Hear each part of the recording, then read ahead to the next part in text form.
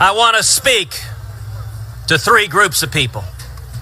I want to start by speaking to the American people. This Iranian nuclear deal is catastrophic. It is the single greatest national security threat facing America. If it goes through, there will be three consequences. Number one, the Obama administration will become, quite literally, the world's leading financier of radical Islamic terrorism. If it goes through, over $100 billion will flow directly to Iran, to the Ayatollah Khamenei, to radical Islamic terrorists across the world. And those jihadists will use those billions to murder Americans, to murder Israelis, to murder Europeans.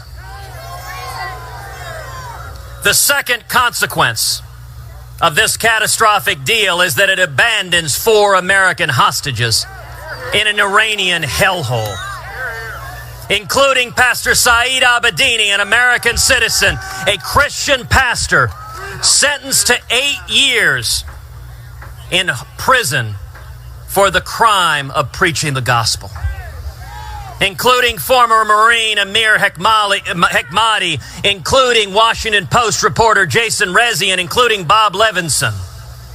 It is a disgrace for this administration to abandon Americans in Iranian hellholes. But the third consequence of this deal going through, if it does, is that it will facilitate and accelerate the nation of Iran acquiring nuclear weapons. There is no greater threat to the safety and security of America. There is no greater threat to the safety and security of Israel than a nuclear Iran. I agree with Prime Minister Netanyahu that a nuclear Iran poses an existential threat to the nation of Israel. And let me be clear, when he says existential, he doesn't mean a bunch of Frenchmen in black berets chain smoking. He means literally going to the very existence of Israel. When Prime Minister Netanyahu addressed a joint session of Congress, a joint session that President Obama boycotted, that Vice President Biden boycotted, that every member of the cabinet boycotted. I participated in a panel discussion with Elie Wiesel, the Nobel laureate, the Holocaust survivor. And Elie Wiesel observed the one threat on the face of the earth capable of murdering 6 million Jews in an instant, in a flash of light, is a nuclear Iran. Elie Wiesel observed, never again means never again.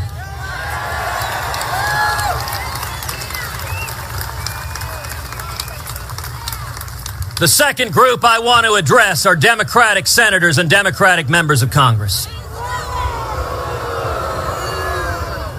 Right now, today, 42 Senate Democrats have come out in support of this deal. It is my hope and prayer that every one of those Senate Democrats reconsiders, that they go home and they fall to their knees and they pray tonight. I agree with former Democratic Senator Joe Lieberman that this vote is quite likely the most important vote that any member of Congress, any member of the Senate will cast in their entire career. There was a time when there was a tradition of Scoop Jackson Democrats, of JFK Democrats, of Joe Lieberman Democrats, of Democrats who were willing to defend national security. Sadly, that is becoming rarer and rarer in today's Congress. So to every Democratic senator, they are facing a choice. Do you value the safety and security of the United States of America? Do you value standing with our friend and ally, the nation of Israel? Do you value the lives of millions of Americans? Or do you value more party loyalty to the Obama White House? To every Democratic senator who has said he or she will support this deal, I ask you to consider, how will you look in the eyes of the mothers and fathers of our soldiers, the hundreds of soldiers, American soldiers, who were murdered in Iraq with Iranian IEDs that came from General Soleimani, this deal lifts sanctions on General Soleimani. Tell me, if you're a Democratic senator, how you look a mom in the eyes and say, I voted to lift sanctions on the man who murdered your son when he was defending this nation. But beyond that, when we talk about terrorism, it's worth remembering that if this deal goes through, we know to an absolute certainty, people will die. Americans will die, Israelis will die, Europeans will die. Osama bin Laden never had $100 billion. He was filled with bilious hatred and, using rudimentary tools, murdered nearly 3,000 Americans on September 11th, 2001. We're now talking about giving the Ayatollah Khamenei, a theocratic homicidal maniac who hates America every bit as much as bin Laden did, giving him $100 billion to carry out his murderous plan. I want to ask every Senate Democrat, how will you look in the eyes of the mother or father or sons or daughters of those who are murdered by jihadists, those Americans who are blown up, those Americans who are shot, those Americans who are killed, those Israelis who are murdered? And let me be clear. If you vote to send billions of dollars to jihadists who have pledged to murder Americans, then you bear direct responsibility for the murders carried out with the dollars you have given them.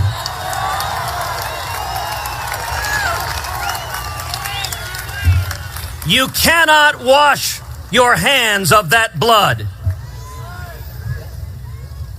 And let me say to Republican leadership, well, hold on. I come not to bury Caesar, but to praise him. I want to give a path forward. There are two men in Washington, D.C. who can defeat this deal. Their names are Majority Leader Mitch McConnell and Speaker John Boehner. Under the terms of the Corker-Cardin review legislation, the clock does not begin ticking until the president hands over the entire deal, and he has not handed over the side agreements.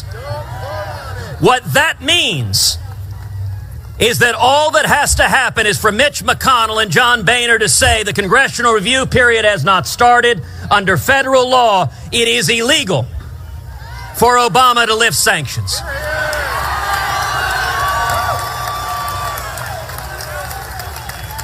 Now, this is a lawless president. So the odds are significant. Even if Congress did that, this president would ignore the law and try to lift sanctions. But I want in particular to speak to the CEO and the board of director and general counsel of every financial institution, every bank that is holding frozen Iranian money.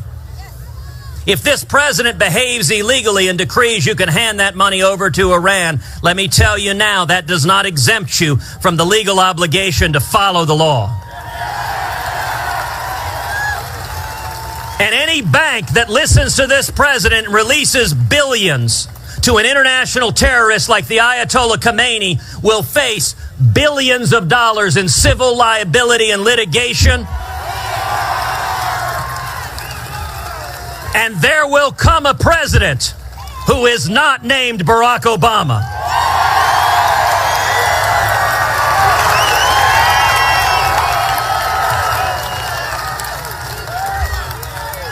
Mitch McConnell and John Boehner can stop this deal if they simply enforce federal law. If Iran gets a nuclear weapon, the single greatest risk is they would take that nuclear weapon, they would put it on a ship anywhere in the Atlantic, and they would fire it up straight into the air, into the atmosphere. They would set off what's called an EMP, an electromagnetic pulse. It would take down the electrical grid on the entire eastern seaboard and kill tens of millions of Americans.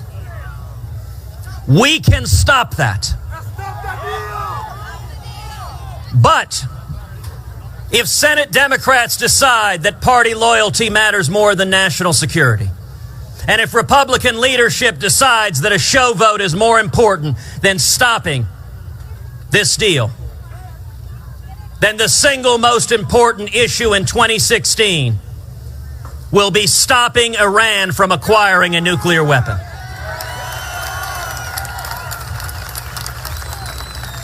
And any commander-in-chief worthy of defending this nation should be prepared to stand up on January 20th, 2017, and rip to shreds this catastrophic deal.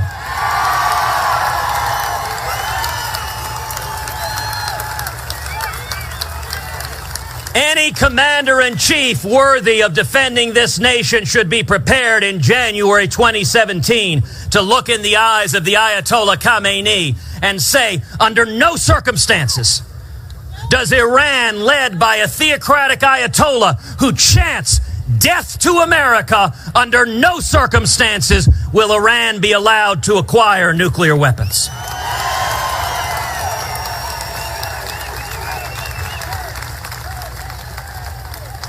And if Iran will not stop its nuclear program, we will stop it for you.